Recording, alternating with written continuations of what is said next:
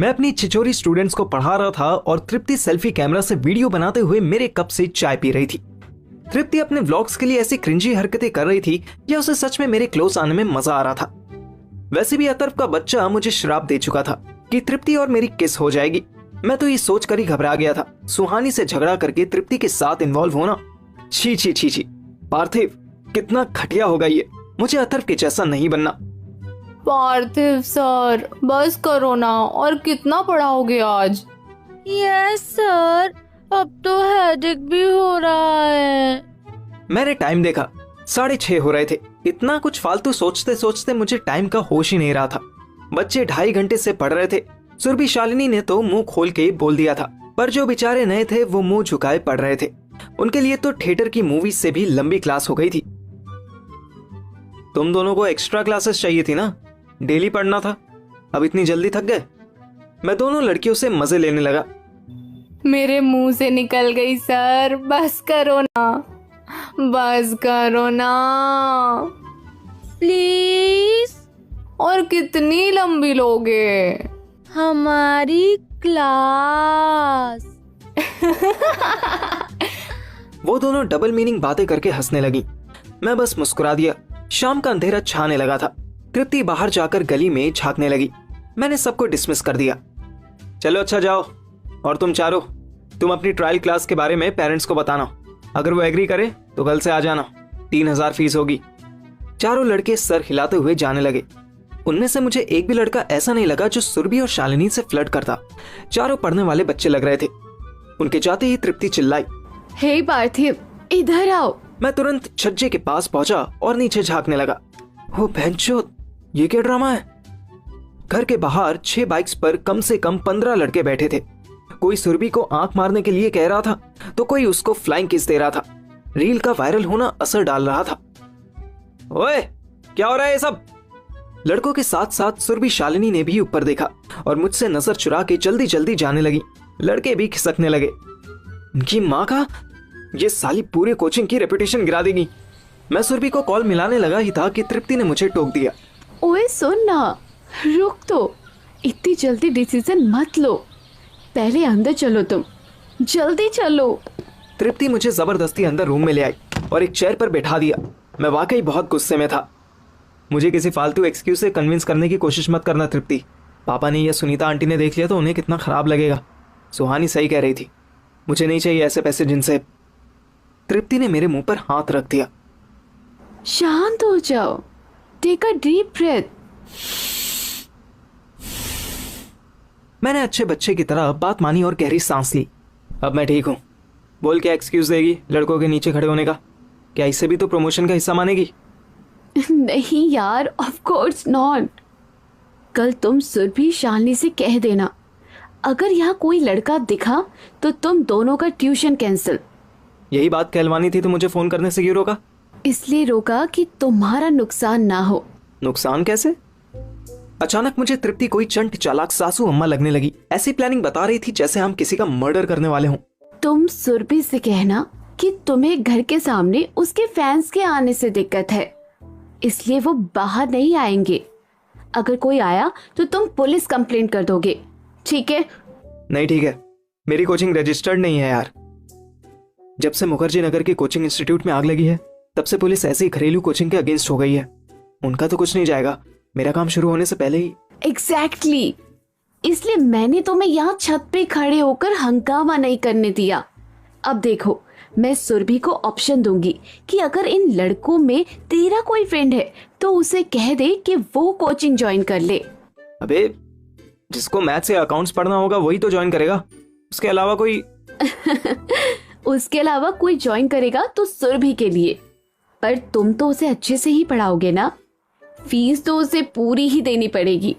अरे पर फीस के लिए? अरे यार समझो ना, तुम्हें अभी सीए की कोचिंग के लिए फीस भी देनी है ना। 3 लाख बताई थी ना तुमने। 2,80,000 थी। इंस्टॉलमेंट में देने की बात हुई थी, पर मैं कोशिश करूंगा कि वो और डिस्काउंट दे दे। कितना भी डिस्काउंट करवा लो, 12,000 तो नहीं हो जाएगी। ओह ओके, मुझे तृप्ति की मैथ समझ में आने लगी। तो तू ये कहना चाहती है कि मैं पहले फीस के लिए भीड़ भर लूं? 3,000 पर स्टूडेंट में 10 स्टूडेंट्स और कर लिए तो 30,000 इन्हीं के हो गए। प्लस 12,000 सुरभि शालिनी दे देंगी। मंथ के 42,000 हो जाएंगे। और क्या, जब तक इंस्टॉलमेंट पूरी नहीं होती तब तक झेल लेना। उसके बाद उन एक्स्ट्रा स्टूडेंट को हटा देना जिन्हें स्टडीज से कोई मतलब नहीं है। 40,000 के इंस्टॉलमेंट करवा लूँ तो 7 मंथ्स में पैसे पूरे हो जाएंगे। उसके बाद अनवांटेड स्टूडेंट्स को फिल्टर कर दूंगा। यार ऐसे हटाऊंगा तो खराब लगेगा। मैं उन्हें एक टेस्ट पेपर दे दूंगा, जिनका ध्यान स्टडीज में होगा बस वही टिकेंगे, बाकी first. Yo, that's my point. सही है यार, तेरी मैथ इतनी अच्छी कैसे हो गई? तुम्हारे स्टूडेंट के साथ साथ मैं भी तो सीख लेती हूँ। अच्छा, अब मैं चलती हूँ, लेट हो रहा है। ओके, कल मिलते हैं। नो, कल शाम को मेरा शूट होगा, तो कल नहीं परसों आऊंगी। मैं जब तक कुछ समझता तब तक वो मेरे पास आई और गाल पे किस कर लिया। You are so cute, bye. उसके जाने के बाद बहुत देर तक मुझे अपने गाल पर उसका किस फील होता रहा। ये सही नहीं हो रहा था, ये बिल्कुल भी सही नहीं था।